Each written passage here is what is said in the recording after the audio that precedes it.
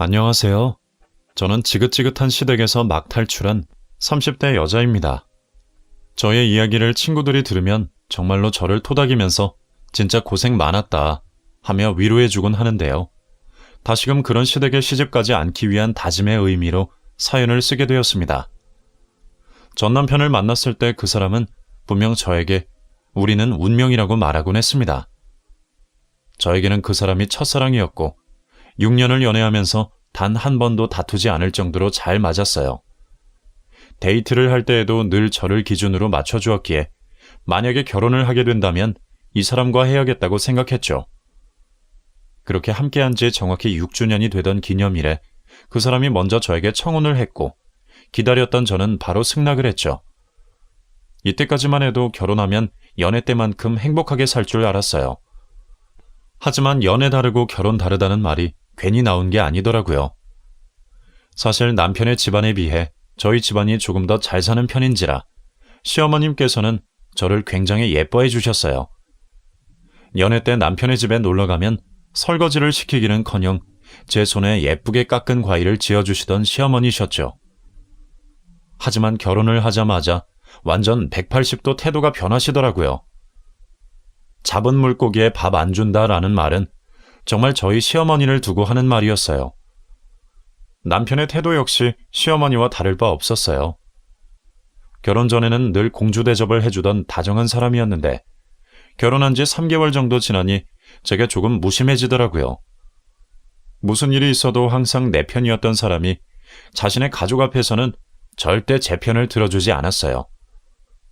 누가 봐도 시어머니가 억지를 부리고 저를 악질적으로 괴롭히는 게 맞는데도 끝까지 우리 엄마 안 그래, 그런 사람 아니야, 이런 태도로 일관하더라고요. 그러니 시어머니는 더욱 기세등등해서 사사건건 제가 하는 집안 살림을 트집 잡으면서 잔소리를 하셨죠. 얘, 너 우리 아들 아침밥이 그게 뭐니? 그렇게 주스 한 잔 먹고 힘이 나겠니? 어머니, 원래 그이 아침에 속 안 좋다고 아침밥 안 먹잖아요. 그나마 편하게 마시라고 주스라도 만들어주는 거예요. 원래 아침을 안 먹는 애라도 네가 아침밥을 맛있게 차리면 우리 아들이 먹을 거 아니니? 정말 어이가 없어서 한평생 아침을 먹지 않는 남편을 제가 무슨 수로 먹일 수 있을까요? 이 밖에도 수시로 신혼집을 찾아와서 하나하나 살림을 지적하셨죠. 그러다가 결국은 저희에게 합가를 제안하시더라고요. 아무래도 안 되겠다. 너 부모님이 집안 살림 이렇게 하라고 그러디? 너 이렇게 엉망진창 사는 거 그거 다 부모 얼굴에 먹칠하는 거야. 계속 이렇게 살 거면 아예 들어와서 살거라.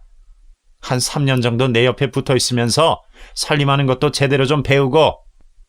시어머니는 미숙한 저의 살림을 핑계로 합가를 강요하셨고 당연히 저는 거절했습니다.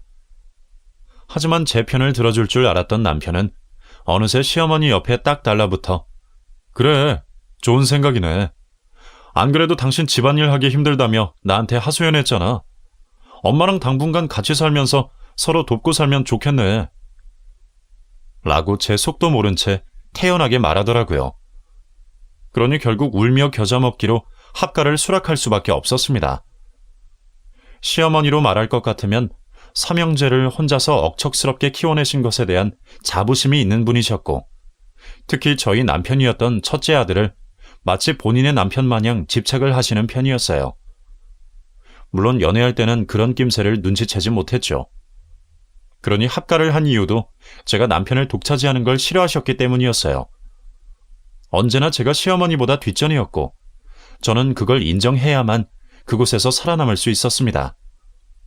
만약에 제가 설거지를 하잖아요. 그러면 시어머니는 늘 제 남편 팔짱을 끼시며 아들은 나랑 좋은 시간 보내자 하며 끌고 거실로 가셨고 주말이 되면 저에게 이불 빨래를 시켜놓고 남편과 시어머니는 영화를 보러 가곤 했습니다. 처음에는 그냥 남편과 시어머니가 사이가 좋으니까 보기 좋다고 생각했어요. 하지만 시간이 지날수록 내가 이 집에 며느리로 들어온 건지 식모로 들어온 건지 분간이 잘 안 갈 정도로 힘들더라고요. 투명 인간이 된 느낌이 뭔지 그때 처음 실감했습니다. 그래도 시집살이 정도야 뭐 남들도 이렇게 사나 보다 하며 버틸 수 있었는데 제가 제일 견디기 힘들었던 건 저와 남편의 돈이 시동생 쪽으로 줄줄 샌다는 것이었어요. 요즘 세상에 장남이 동생들을 먹여 살리는 집안이 보기 드물잖아요. 처음엔 저도 그게 이상해서 계속 남편을 설득하려고 했지만 남편은 철저하게 장남병에 걸려 동생들을 챙겨야겠다고 하더라고요. 그 모든 것들은 연애 때는 알지 못했습니다. 마치 사기 결혼을 당한 것처럼 혼란스럽더라고요. 그러니 저희의 2세 계획은 자연스레 미뤄질 수밖에 없었습니다. 저는 결혼을 하자마자 얼른 아이를 낳고 싶었지만 시동생들이 저렇게 남편의 등골을 쪽쪽 빨아먹고 있으니 엄두도 안 났습니다. 시동생들은 하나같이 능력이 없는 건지 게으른 건지 취업 자체를 하지 않고 있었고 그저 시어머니와 남편이 주는 용돈으로 생활비를 쓰고 있었어요. 솔직히 그 정도면 용돈을 뚝 끊고 일을 하게 해야 하는 거 아닌가요? 저로서는 정말 이해 불가였습니다. 당황스러운 건 그뿐만이 아니었어요. 결혼할 때 저희 친정에서 집을 해주었는데 시어머니는 저희더러 합가를 하라고 해놓고 뭐라고 하신지 아세요? 네 집에 시동생들 지내게 해라. 네? 어차피 너는 우리 집에 합가할 거니 그 집이 남잖니. 시동생 둘이서 거기서 살게 하라고. 결국 저는 시동생들에게 바보같이 집을 뺏긴 채 살았어요. 시어머니는 늘 첫째 아들이 우선이고 그래서 항상 옆에 끼고 살아야 하셨는데 시동생들은 그에 반해 따로 살게 하시더라고요. 그것도 저희 친정 부모님이 마련해준 집에서 말이에요. 정말 황당하지 않나요? 저희 친정 부모님도 좋은 게 좋은 거니 시댁 식구들한테 밉보이지 말라고 하셨기 때문에 저도 최대한 입을 다물고 옛날 옛적 며느리의 미덕처럼 벙어리 3년, 귀머거리 3년 이런 식으로 지냈어요. 유일하게 탈출구가 되어준 사람은 다름 아닌 저희 친정엄마였어요. 출근할 때마다 엄마에게 전화해서 시시콜콜 불만사항을 다 얘기했죠. 저희 엄마는 항상 끝까지 제 말을 들으시고는 힘들었겠네 하며 위로를 해주셨습니다. 엄마, 나 이럴 때마다 이혼 생각이 굴뚝 같아. 그래도 너무 쉽게 생각하지 마. 이혼이 어디 쉽니? 어려울 게 뭐가 있어. 그냥 하면 하는 거지. 그래도 버티다 보면 좋은 날이 와. 엄마도 버티다 보니까 지금 네 할머니가 나 제일 좋아하잖아. 그렇게 버티는 게 가치가 있을까? 내가 전혀 행복하지 않잖아. 그래도 엄마는 우리 딸은 잘 해낼 거라 믿어. 엄마는 딸이 힘든 게 좋지. 어? 이혼하면 혼자 어떻게 살게. 그냥 보듬고 사는 게 마음 편하고 좋아. 저는 유독 친정엄마와 친밀했어요.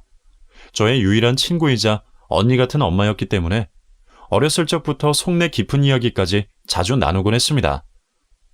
제가 아이를 일찍 갖고 싶었던 이유도 바로 엄마 때문이었는데요. 저희 모녀 사이처럼 제 아이에게도 친구 같은 편안한 엄마가 되고 싶었죠.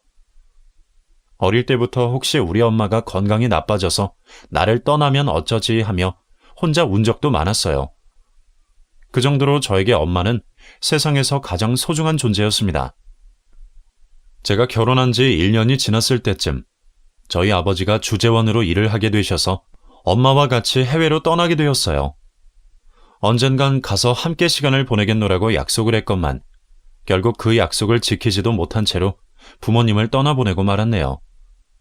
부모님이 해외에 간 지 2년이 되었을 때 일하고 있던 저에게 모르는 해외 번호로 연락이 왔어요. 아버지의 같은 회사 동료였죠. 부모님이 차를 타고 가다가 교통사고를 당했다는 말을 들었을 때 저는 한동안 멍해져서 이게 꿈인가 싶었어요. 그때까지만 해도 저희 부모님이 살아계실 거라고 확신하며 비행기를 탔지만 그곳에서 저를 맞이한 건 싸늘한 부모님의 시신이었습니다. 음주운전하던 차량과 사고가 나서 형체를 알아보기 힘들 정도로 시신도 많이 훼손되어 있었습니다. 믿기지 않은 현실에 이제 나는 어떻게 살아야 하나 싶어 죽을 생각도 했던 것 같아요. 장례만 치르고 부모님 곁으로 가야지 하며 며칠을 보냈습니다.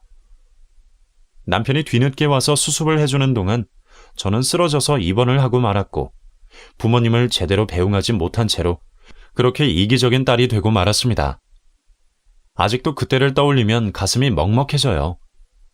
하나뿐인 딸을 두고 세상을 떠났을 부모님의 마음을 생각하면 아직도 눈물이 맺히곤 합니다. 사고 후 회사 측에서 저에게 사망보상금을 주었지만 저에게는 그게 부모님의 목숨값이라 여겨져 도저히 그 돈을 쓸 수가 없었어요. 내가 죽는 한이 있더라도 그 돈은 쓰지 않겠다고 다짐하며 부모님을 그리워했습니다. 처음에는 시어머니도 저를 많이 위로해 주셨어요. 정말 감사할 만큼요. 너도 이제 내가 엄마라고 생각하고 지내라. 내가 든든하게 지켜줄게. 감사합니다, 어머님.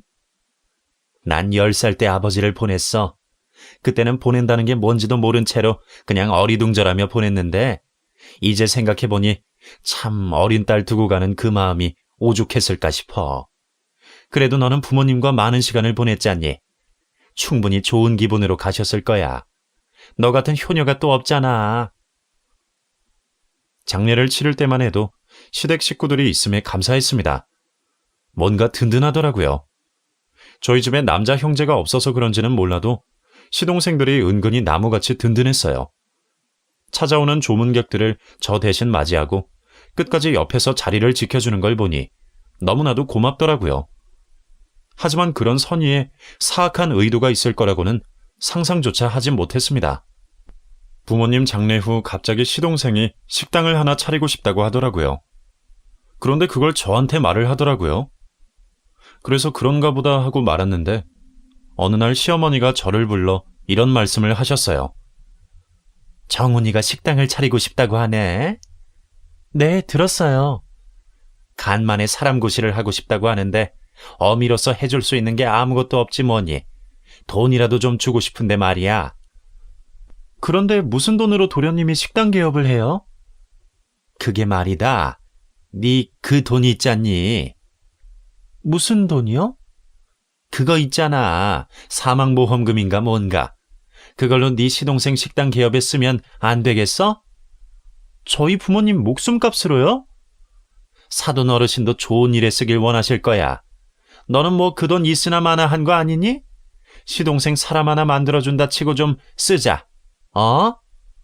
어머님, 그 돈은 안 됩니다. 저희 부모님 목숨값이란 말이에요. 그러면 남겨주신 재산이 있을 거 아니니? 그걸로 어떻게 안 되겠어? 저희 부모님 돈은 안 돼요. 저는 절대로 쓸 수가 없어요. 어차피 돈이 다 똑같은 돈 아니겠어? 돈에 무슨 글귀라도 씌여 있다니? 그런 건 아니지만 저는 저희 부모님 돈은 제가 알아서 간직하고 싶어요. 네 시동생들 불쌍하지도 않아? 매번 손대는 일마다 망하는데 이제는 좀 번듯하게 살아야 하지 않겠어? 정말 억울하더라고요. 부모님도 이른 마당에 사망보상금으로 시동생을 챙겨야 할 입장이 되니까 저도 너무 화가 나서 폭발해버렸습니다. 제가 도련님들 안 챙겼어요? 매번 챙겨주잖아요. 저는 사실 그걸로 감사해야 할 줄 알았는데 더한 걸 바라시면 안 되죠. 심지어 저희 부모님 사망보상금으로 가게를 개업해주라뇨. 그 말이 저한테 상처가 된다는 생각 안 해보셨어요? 그리고 나이 30 먹은 시동생들, 이제는 제발 독립 좀 하라고 하세요. 더 이상 형한테 빌붙지 말고요. 너 지금 시동생들 뒤에서 욕하니? 제가 오죽하면 이러겠어요. 저도 힘들고 짜증난다고요. 저는 뭐 평생 시동생 챙겨야 하는 돈 벌어다 주는 기계예요? 시동생이 제 자식도 아닌데 제가 왜 그렇게까지 해야 되냐고요. 어머머, 얘 성질머리 좀 봐. 너는 시집을 왔으면 우리 집에 충실해야지. 아직도 부모 못 보내고 있으면 어쩌란 말이야.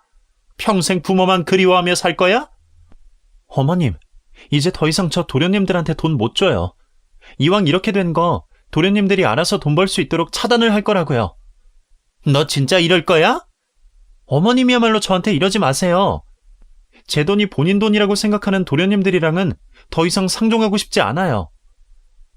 그날 도발을 하고 난 후 가출 아닌 가출을 했습니다. 친구 집에 가서 펑펑 울면서 밤을 지새웠는데요.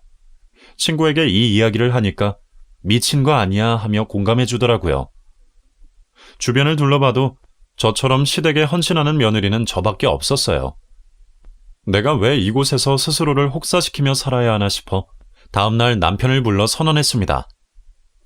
당신은 내 편이야, 어머님 편이야? 그걸 왜 묻고 그래? 아니, 그리고 어제 외박은 어디서 했어? 나 힘들어. 더 이상 이렇게 살고 싶지 않아. 장모님 장인어른 때문에 힘든 거 알아. 내가 끊임없이 위로해줬어야 했는데. 당신한테 이제 더 이상 바라는 거 없어. 다 메말랐어. 그게 무슨 소리야? 이혼하고 싶어. 더 이상 이렇게 살고 싶지 않아. 뭐가 문제야, 어? 당신 동생들, 내 자식도 아닌데 평생 먹여 살려야 하는 거 너무 숨막히고 답답해. 당신은 지금 이 상황이 정상적이라고 생각해? 그놈들 내가 꼭 취업하라고 할게. 아니, 그렇게 해서는 안 될 것 같아. 어머님도 당신만 믿고 있잖아. 내가 괜히 당신을 만나서 결혼까지 한 것 같아. 이제는 그만해. 여보, 내가 잘할게. 내가 진짜 달라질게, 어? 나 지금 눈에 보이는 거 아무것도 없어. 어머님이 우리 부모님 목숨값으로 시동생 개업해주라는 얘기 듣는 순간 나는 더 이상 살고 싶지 않았어. 일단 내가 해결할게. 해결하는 거 지켜봐줘, 어? 이제 엄마가 당신한테 뭐라 그러면 내가 막을게. 동생들한테 주는 돈도 이제 완전히 끊을게. 당신을 못 믿겠어. 믿어줘, 제발. 우리 당장 분가하자. 그것부터 하자. 그제야 남편은 발등에 불이 떨어진 것 마냥 시어머니에게 분가를 선언했고, 시어머니는 저에게 사과를 하셨습니다. 내가 너무 경솔했다.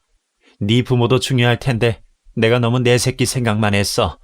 사과하마. 그렇게 저는 폭발한 이후로 겨우 분가를 할 수 있었고, 그제야 숨통이 트였습니다.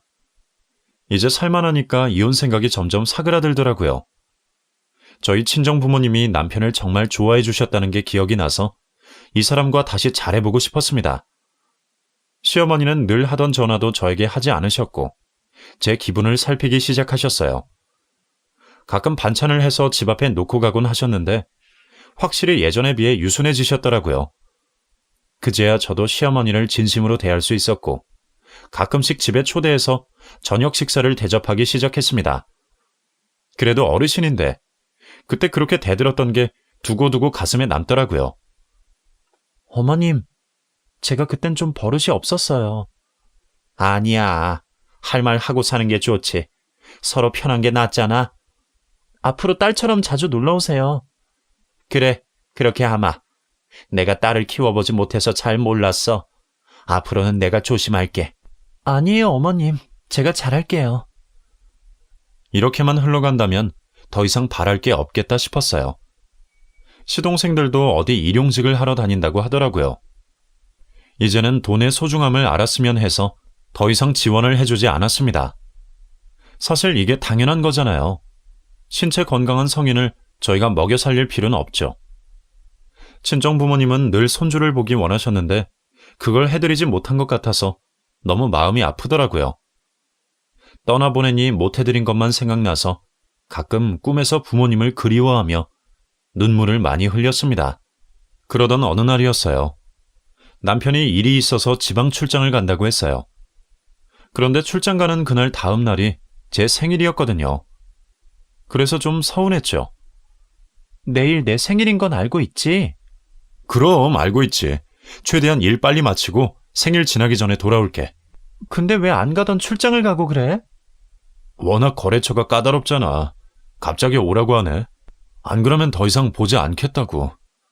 냉정하네. 그러니까 내가 금방 가서 해결하고 올 테니까 당신은 일단 푹 자고 있어. 요새 마음고생 많이 했잖아. 약은 아직 있지? 있지.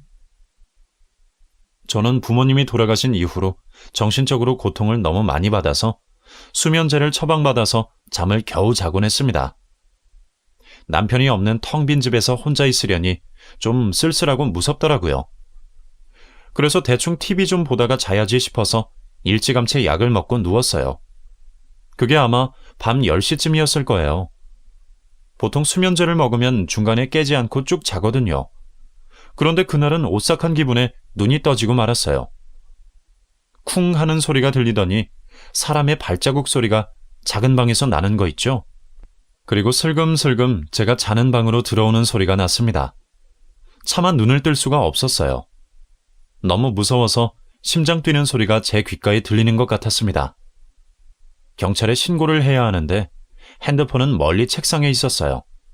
거기까지 손이 닿으려면 몸이 움직여야 하는데 도둑에게 들키기라도 한다면 저는 겁탈을 당하거나 죽거나 둘 중 하나라는 생각에 몸을 움직일 수가 없었습니다. 지금 이 순간 눈을 뜨면 도둑과 눈이 마주칠까봐 파르르 떨리는 눈을 꼭 감고 있었어요. 그 공포는 제가 살면서 느낀 것 중 가장 무서운 공포였습니다.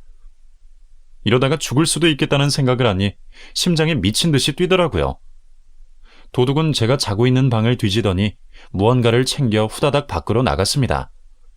다행히도 저의 목숨을 노리는 건 아니더라고요. 저희 집이 복도식으로 되어 있는데 작은 방 창문의 철창이 느슨해져 있었거든요. 힘을 주면 열리는 식이었는데 남들은 모를 것 같아서 그냥 내버려 두고 있었어요. 그래서 나중에 고치자 마음만 먹고 있었는데 그 철창을 열고 도둑이 들어온 거였더라고요. 그리고 나갈 땐 현관으로 나갔습니다. 도둑이 나가고 나서도 저는 한참 동안 몸을 움직일 수 없었어요. 혹시나 바깥에 있을까봐 얼마나 심장이 뛰었는지 몰라요. 후덜덜 떨리는 손으로 핸드폰을 집어서 바로 남편에게 전화를 걸었어요. 한 번에 받지 않아서 대여섯 번 통화를 걸었더니 겨우 받더라고요. 여보, 왜 이렇게 전화를 많이 했어? 왜 전화를 안 받아? 아니, 그게 거래처랑 같이 있느라. 무슨 일 있어? 도둑 들었어. 뭐? 도둑이? 도둑 들었다고. 빨리 와. 알았어. 내가 지금 출발할 테니까 당신은 가만히 있어. 아니, 거기서 빠져나오는 게 나으려나? 빠져나갔다가 도둑이 있으면 어떡해. 그건 그렇지. 어디 다친 데는 없어? 없는데 훔쳐간 게 있는 것 같아. 일단 내가 갈게. 가서 상황 보고 경찰에 신고하자. 남편이 오고 있다는 얘기를 들으니 어느 정도 마음이 안정이 되더라고요. 그래서 조심스레 침대에서 내려와 집안 상황을 살폈습니다. 역시나 철장이 뜯겨져 있더라고요. 그리고 제가 통장과 카드, 그리고 공인인증서를 잔뜩 모아놓는 상자가 하나 있는데 그게 감쪽같이 사라졌습니다. 그 위치를 도둑이 정확히 간파해서 가져간 것인데 그게 쉬운 일이 아니잖아요. 그리고 모든 집의 철창을 흔들어 본 것도 아닐 텐데 저희 집 철장에 이성이 있다는 걸 알고 들어온 데다가 결정적으로 남편이 출장을 갔을 때를 어떻게 알고 들어왔을까요? 저는 그 부분에서 의구심이 들더라고요. 솔직히 저도 모르게 의심이 들었어요. 혹시 내가 아는 사람, 시동생인가? 하는 그런 의심이 있잖아요. 하지만 남편이 올 때까지 저는 벌벌 떨며 기다리고 있었습니다. 불안감이 들 때마다 저는 버릇처럼 엄마에게 문자를 보내곤 했는데요. 아직도 엄마가 어딘가에 살아있을 거란 생각에 핸드폰도 그대로 두고 있었어요. 답이 없을 거라는 걸 알고 있지만 어렸을 적부터 쭉 엄마에게 의지해온 성격 탓인지 힘들 때마다 엄마를 찾게 되더라고요. 이럴 때 엄마가 있었으면 얼마나 좋았을까. 고민이 있을 때마다 들어주고 현명한 답을 내려주던 친정엄마가 없다는 생각에 또다시 눈물이 나오더라고요. 그런데 그때 제 핸드폰에 문자 알림이 왔습니다. 그런데 그 문자의 주인이 바로 돌아가신 엄마였어요. 딱 12시가 되자마자 엄마에게 문자가 왔더라고요. 문자의 첫 문장을 보는 순간 마음이 무너졌습니다. 우리 딸 생일 축하해. 저희 엄마는 늘 딸의 생일을 제일 먼저 축하해주고 싶다며 딱 12시에 문자를 보내곤 하셨는데요. 1년 동안 내내 하고 싶었던 말을 꾹꾹 눌러 담아 예약 문자로 제 생일에 맞춰 발송하곤 하셨어요. 혹시나 잠드실까봐 예약 문자를 걸어놓곤 하셨죠. 그래서 저는 매년 제 생일 때마다 엄마에게 제일 먼저 축하를 받곤 했습니다. 이번에도 어김없이 엄마에게 제일 먼저 축하를 받았네요. 만약 핸드폰 개통을 끊었으면 이 문자를 받을 수 없었겠죠. 엄마에게 온 마지막 문자라는 생각에 마음이 미어지더라고요. 문자의 내용은 저의 가슴을 콕콕 찔렀어요. 우리 딸이 벌써 시집을 가서 누군가의 며느리라는 사실이 너무 대견하면서도 가슴이 아파. 엄마는 늘 우리 딸을 응원하지만 어쩔 땐 고생하고 있을 게 뻔해서 한편으로는 모든 걸 관두라고 말하고 싶기도 하단다. 사실 우리 딸에게 며느리로서의 도리를 강요한 것 같아서 미안해지기도 해. 우리 세대는 모든 걸 참고 견뎌야 된다는 그런 압박감이 있었잖아. 엄마로서 우리 딸의 가장 든든한 편이 되어주어야 했는데 그러진 못한 것 같아서 미안해. 곰곰이 생각해보니까 말이야. 우리 딸은 뭐든지 잘하고 씩씩하니까 혼자 살아도 괜찮을 것 같아. 우리 딸은 부디 시댁에 얽매이지 말고 살았으면 해. 생각해보면 엄마도 시댁에 헌신하며 평생을 살았는데 그게 꼭 좋은 삶은 아니더라고. 나한테는 내 삶이 있었는데 그걸 놓친 것 같아서 지금에서야 후회되고 그래. 그러니까 너는 너가 원하는 삶을 살아. 그럴 자격이 있으니까. 이혼하고 행복한 삶을 살아도 엄마는 늘 우리 딸을 응원해. 지금이 너무 힘들고 아프다면 과감하게 결정을 내려도 돼. 엄마는 우리 딸의 선택을 존중할 거야. 엄마가 돌아가시기 전에 저는 늘 엄마에게 시댁에 대한 불평불만을 늘어놓았어요. 그럴 때마다 엄마는 늘 네가 참아. 참는 게 도리야. 하며 저의 생각을 고쳐주시곤 하셨죠. 하지만 엄마는 딸이 행복하길 바라셨고 그 행복을 위해 이혼을 해도 된다고 저에게 말하고 계셨어요. 그 생각에 다다르기까지 엄마가 얼마나 힘든 고민을 하셨을까 생각하니 너무 가슴이 아프더라고요. 저는 끝까지 엄마에게 불효를 저질렀던 거예요. 그 문자를 한자 한자 쓰셨을 엄마의 모습을 떠올리며 오열을 하고 말았습니다. 엄마의 말대로 저는 시댁에 얽매여 살고 있었어요. 결혼을 한 후 제 삶이라고는 없었고 늘 소모되는 기분으로 살았던 것 같아요. 그리고 우리 집을 방문해 상자를 훔쳐간 그 도둑이 시동생이라는 확신이 점점 드는 순간 저는 이혼을 결심하게 되었습니다. 한참 뒤에 남편이 집에 들어와 저에게 달려왔어요. 제 어깨를 붙잡고 묻더라고요. 괜찮아? 어디 다친 데는 없고? 알고 있었어. 뭐가? 도둑이 오늘 당신이 집에 없다는 걸 알고 있었다고. 그건 또 무슨 소리야? 도둑이 나를 골라서 왔단 얘기야? 면식범이라는 얘기지. 우리가 아는 사람 말이야. 우리 집 구조를 잘 알고 통장이 있는 곳을 잘 아는 사람. 그리고 통장과 카드를 훔쳐도 비밀번호를 알아서 돈을 빼낼 수 있는 사람. 아는 사람이 들어왔단 얘기야? 그게 말이 돼? 그럼 카드랑 통장을 왜 훔쳤겠어? 비밀번호 모르면 말짱 꽝인데. 그걸 훔쳐가려면 나를 협박해서 비밀번호를 먼저 알아냈어야 했어. 그런데 나한테 묻지도 않았다고. 카드에서 돈 빼면 내 핸드폰에 알림이 오거든. 만약 알림이 온다면 그건 내가 아는 사람이 범인이라는 뜻이야. 여보, 그게 말이 된다고 생각해? 당신은 왜 그게 말이 안 된다고 생각해? 우리 집 카드 비밀번호는 당신이랑 나 둘밖에 모르는데. 그것까지 해킹해서 빼낼 수도 있지. 말이 되는 소리래. 그게 어떻게 가능해? 아무튼 나는 경찰에 신고할 거고 돈 빼내는 사람 가만 안 둘 거야. 여보, 일단 진정해. 내가 알아서 처리할게. 내가 아는 친구 중에 경찰이 있어. 한번 전화해볼게. 내가 의심이 가는 사람이 하나 있는데. 그게 누군데? 시동생. 둘 중 하나겠지. 내 말이 틀려? 어이가 없네. 당신 지금 우리 가족을 의심하는 거야? 당신은 알고 있었겠지. 그리고 귀띔해줬겠지. 오늘 출장 가는 척 할 거라고.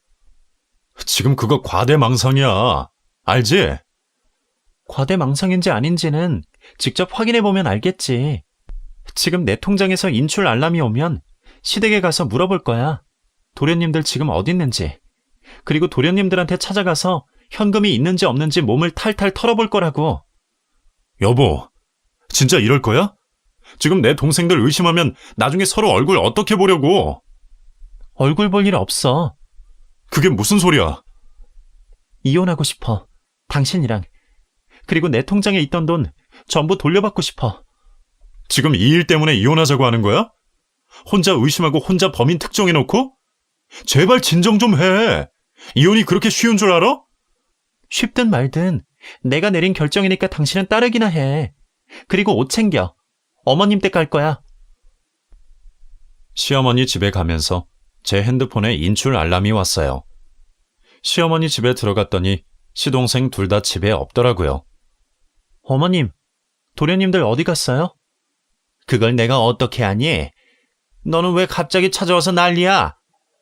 저희 집에 도둑이 들었는데 그게 시동생들 같아서요. 어머머, 얘 지금 뭐라는 거야? 일단 한번 기다려볼게요. 너 지금 우리 아들 의심하는 거니? 대체 신부가 어떻게 생겨먹었으면 가족을 의심해? 어머님이야말로 너무 도련님들 싸고 도는 거 아닌가요? 우리 집에 들어와서 어떤 짓을 했는지 어머님은 모르시잖아요. 아니, 알고 계실 수도 있고요. 뭘 알고 있어? 이게 진짜 시어미를 도둑 취급해? 아무튼 가만히 계시라고요. 지금 저희 집 재산이 걸려있는 문제잖아요. 그때 시동생 둘이 집 안으로 들어오더라고요. 저를 보더니 흠칫해서 뒷걸음질 치더니 다시 태연하게 들어오는 거 있죠? 형수가 이 밤중에 여기를 왜 왔어요? 도련님, 가방 좀 뒤져봐도 될까요? 그건 또 무슨 소립니까? 확인할 게 있어서 그래요. 확인? 뭘요? 돈이요. 도둑이 제 카드에서 돈을 빼갔거든요. 일단 거기 은행에 CCTV 있는 거 확보해달라고 할 거고 해 뜨자마자 경찰서에 신고할 거예요. 그리고 지문 채취? 그것도 할 거거든요. 어떻게 생각하세요? 뭘 어떻게 생각해요? 찔리지 않냐고요. 어이가 없네, 진짜. 혹시 우리 의심하는 겁니까? 안 그래도 노가다 뛰고 와서 힘들어 죽겠는데 형수한테 의심까지 받아야 합니까? 우리 아니라고요! 계속 억울하다며 잡아떼길래 잠시 진짜 시동생이 범인이 아닌가 하는 생각이 들더라고요. 그런데 그때 둘째 시동생이 저에게 소리를 지르며 이런 말을 했어요. 아니 그리고 우리가 몰래 들어갔다 쳐도 어떻게 형수가 자는 방까지 갑니까? 얼굴을 알아볼 게 뻔한데 안 그래요? 도둑이 복면을 쓰고 있었거든요. 근데 도둑이 안방으로 들어왔다는 말은 안 했는데요. 안방에 통장이랑 카드가 전부 있다는 것도 도련님이 어떻게 알죠? 그제야 시동생들은 말문이 막혔는지 꿀먹은 벙어리처럼 있더라고요. 그래서 저는 재빨리 시동생이 들고 있던 가방을 낚아채 그 안을 뒤졌더니 현금 따발이 들어있었어요. 증거가 제 눈앞에 들어온 셈이었죠. 돈을 보자마자 시동생 둘을 재촉했습니다. 이 돈은 어디서 났어요? 노가다 뛰고 왔다니까요. 거기서 번 돈입니다. 노가다 뛰었는데 이렇게 많은 돈을 준다고요? 1급 시세를 형수가 압니까? 경찰서 가요. 가서 증거 찾고 억울하면 반박하면 되잖아요. 내가 경찰서를 왜 갑니까? 그거에 용의자니까 가는 거죠. 우리 집에 떨어진 머리카락 샅샅이 뒤져서 검사도 해볼 거예요. 저는 지구 끝까지 범인 쫓을 거라고요. 그랬더니 시어머니께서 그만 좀 해! 가족끼리 해결하자고! 하며 저를 말리시더라고요. 시어머니는 모든 걸 체념한 듯 저에게 시동생의 가방을 저에게 쥐어주며 이렇게 말씀하셨어요. 경찰서 가지 말고 이 가방 가지고 가. 그럼 됐잖아. 지금 저한테 가방을 주시는 건 도련님들이 범인이라는 걸 인정하신다는 건가요? 그놈의 돈 때문에 가족끼리 의상하지 말고 이 가방 그냥 네가 가져가라는 얘기야. 괜히 우리 아들 의심하지 말고.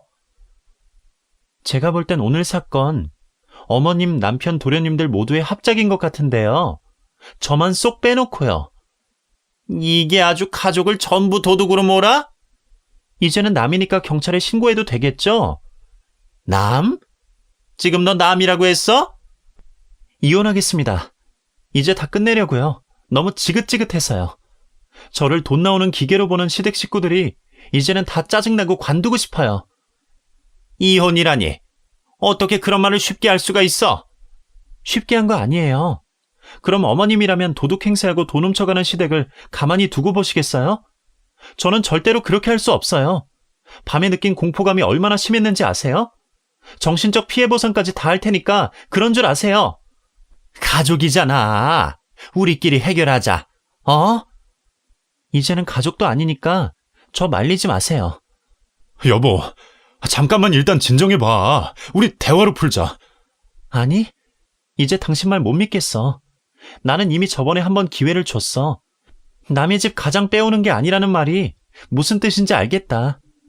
당신은 그냥 평생 이 집안 기둥 노릇이나 하면서 살아.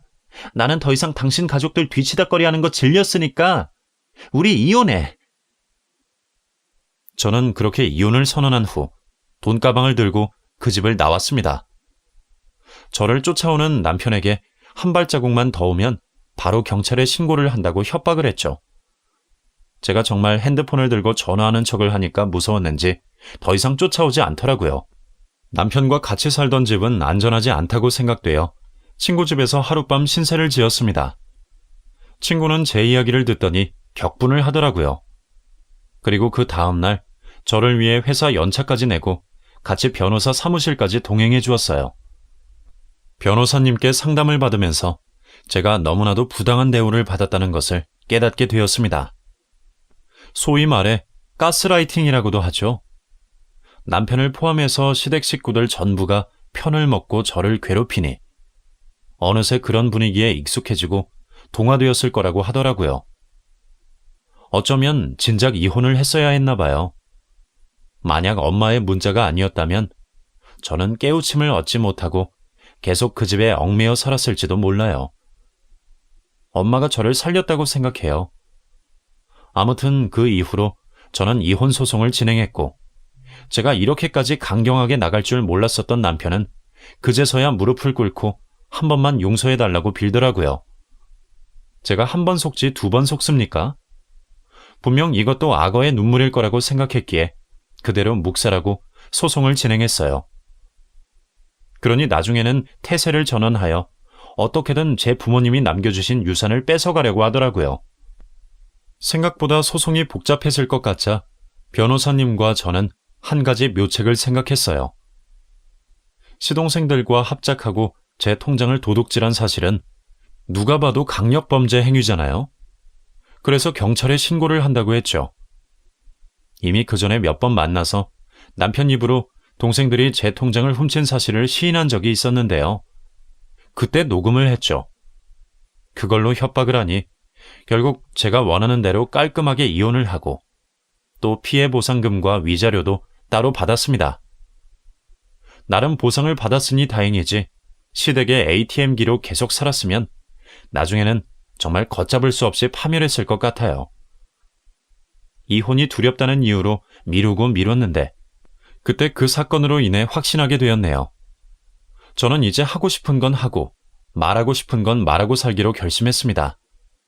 그래야 제가 상처를 덜 받더라고요. 지금은 이혼을 한 지 2년이 넘었어요. 돈 벌어다 주는 기계가 사라져서 그런지 예전 시댁에서는 미련을 가지고 저에게 종종 연락을 하더라고요. 번호도 바꾸고 이사도 가면서 저는 비로소 그 시댁에서 탈출할 수 있었습니다. 얼마나 며느리가 우습게 보였으면 돈 타령을 했겠어요. 애 갖기 전에 빠져나온 게 정말 다행이라고 생각해요. 여러분들 중에서도 시댁에 억지로 얽매여 있는 분들이 있다면 꼭 이혼을 하라고 말씀드리고 싶어요. 곧 있으면 저희 부모님 기일인데 얼마 전에 제 꿈에 나타나셔서 말없이 미소를 지으시더라고요. 이혼 잘했다고 대견하다고 해주시는 것 같아서 저도 좋았습니다. 앞으로 저는 제가 하고 싶은 대로 하고 살 거예요. 그게 부모님이 원하는 길이라 생각합니다. 사연 읽어주셔서 너무 감사했습니다. 여러분들께 용기를 줄 수 있다면 그걸로 충분해요. 전국의 며느리들을 위해 응원을 보냅니다. 힘내세요.